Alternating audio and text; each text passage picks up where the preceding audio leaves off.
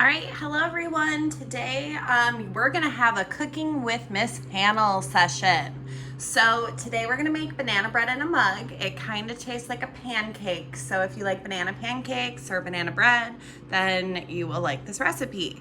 Go ahead and take a minute to pause so that you can write this recipe down, or just, come back to this when we're done, okay?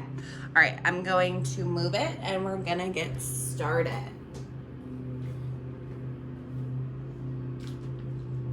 And excuse the noise in the background. Okay, hi everyone. So don't mind me, I'm gonna drink my coffee, bring you back some reminders from being in school. Okay, so you're gonna need a very ripe banana. You're going to need vanilla extract. You're gonna need some salt. You're gonna need some regular flour. And it's up to you if you want sugar. I am not using it because the banana, it has enough sugar in it, okay? You can also use oil, but I am also not gonna use oil because I'm making this healthier. But I'll tell you when you would add that, okay? Now this is called in a mug, but they want you to use a small mug. I'm actually gonna use something called a ramekin. So I have two, because one's for mixing and then one will be for making it, okay? All right, so, I forgot the cinnamon. That's not part of the original recipe, but I like cinnamon in mine. Okay, so the first thing is we are going to mash the banana and add some vanilla extract, okay? So, I'm gonna get a knife and a fork. I'm cutting my banana in half, because you only need a half. And I'm gonna add that to one of the ramekins. I'm gonna go throw it away. All right, so now you mash the banana.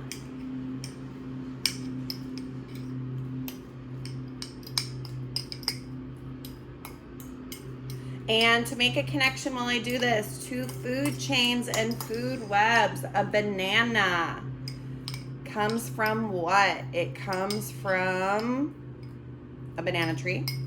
And a banana tree, is it a producer, a consumer, or a decomposer? Producers make their own food using sunlight and water. Consumers eat food. And decomposers break down nutrients. So they break down like dead plants and animals. Okay, so banana comes from banana tree. Is it a producer, a consumer, or a decomposer? Pause to think about it if you don't have your answer. Okay, if you said producer, you're correct. All right, my banana is mashed. Now I'm going to measure 1/4 a teaspoon of vanilla. Now make sure you know the difference between a teaspoon and a tablespoon. A tablespoon, I don't know if you can see this, will have a capital T. A teaspoon, mine doesn't have it, but it has a number 1, and I can see a teaspoon's always smaller. Teaspoon is smaller. And then I need a 1/4 teaspoon, so I have a 1/4 teaspoon. Okay, so I'm gonna measure a 1/4 teaspoon.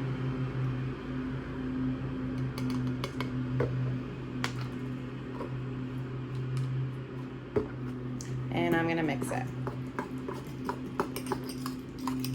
Okay? Now typically with baking, you measure or you mix your wet ingredients, and I would call the banana pretty wet, okay? And then you also mix your dry ingredients separately, okay? All right, I'm gonna rinse my hands really quick and the 1/4 teaspoon because I need it again.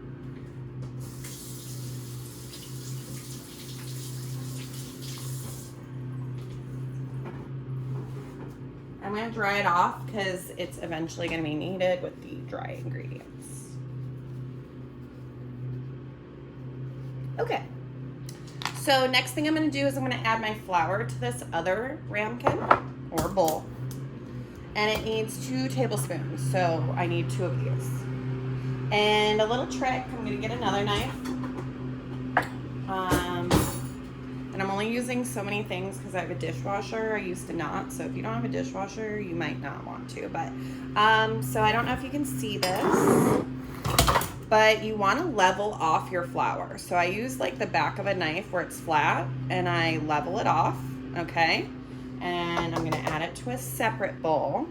Remember, I need 2. Okay. So I'm leveling it off.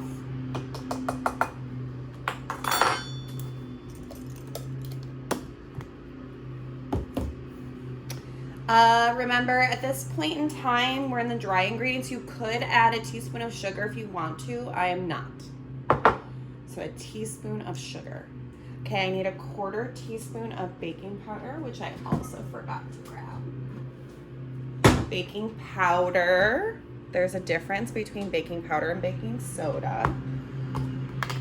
Okay, again, 1/4 teaspoon of baking powder. Now this has a little lid thing, so I can actually level off mine just by like wiping it on the lid. Okay, a pinch of salt. When they say pinch, that means like picking up a little bit and putting on there. I'm just gonna do one like little turn.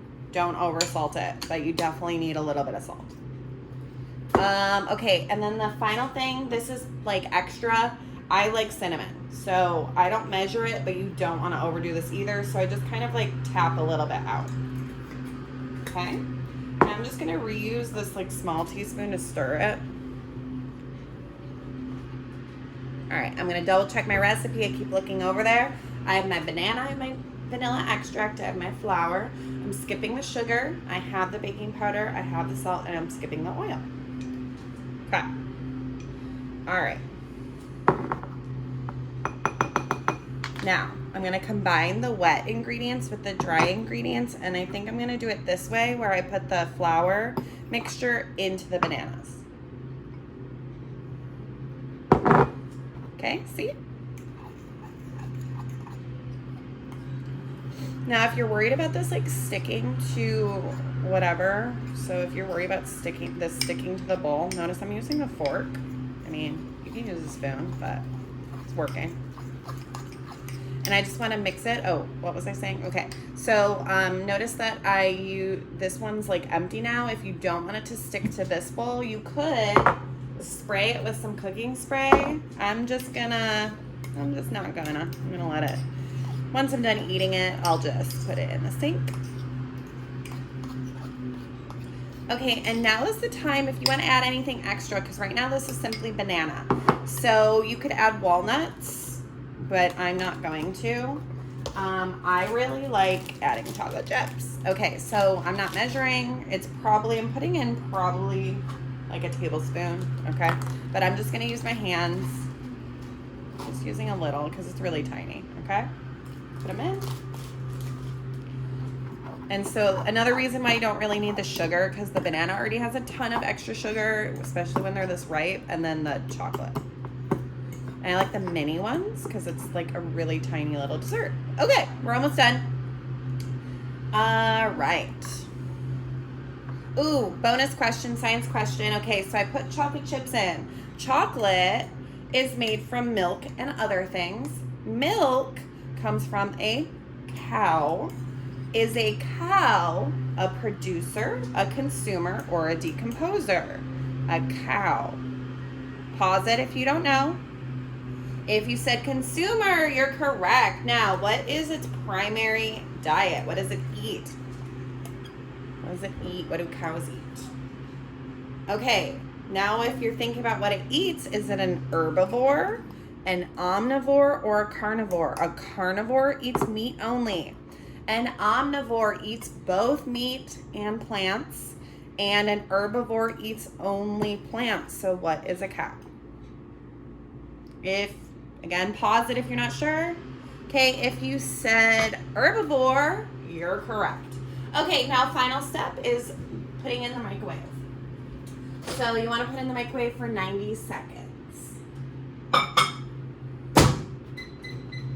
And while it's cooking, I always clean up, okay? So that's what I'm gonna do. We could talk and hang out for a minute, but I wanna clean up.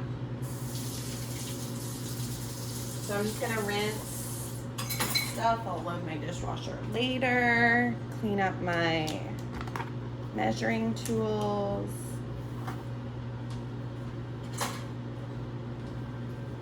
Take another drink of my coffee. Those of you that have me in the morning or at around lunchtime, try to remember what Miss Hahnel's coffee smells like. If you don't remember, it smells like coffee mixed with hazelnut creamer. Okay, vanilla extract, oil. Oh, big oil first. I have a system with my spice cabinet. And cinnamon. Put away salt, baking powder. Okay. Twist my chocolate chip shut. I've just been keeping these on the counter because I've been making these like every day. I didn't use the mug. Again, you can use the mug if you want. Okay, 10 more